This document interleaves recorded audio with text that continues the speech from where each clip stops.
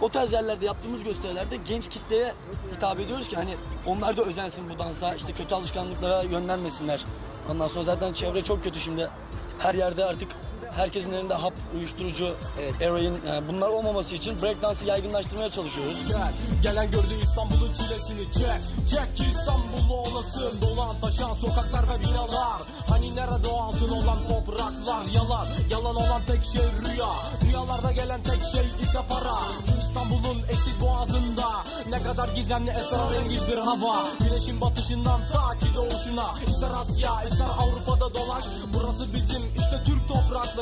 Bak da gör atalarının miraslarını. Ne kadar acımasız olsa da bu şehir, senelerdir burada katlandık bu olanlara.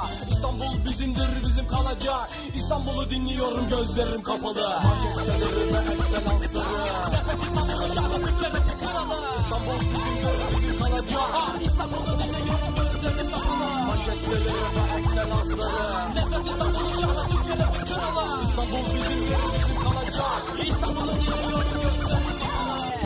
Gemiler yürütüldü karada, boşuna mı yatıyor altında şu heda? Hazırlanmışsındır benim kara toprağımı, İstanbul'u dinliyorum gözlerim kapalı.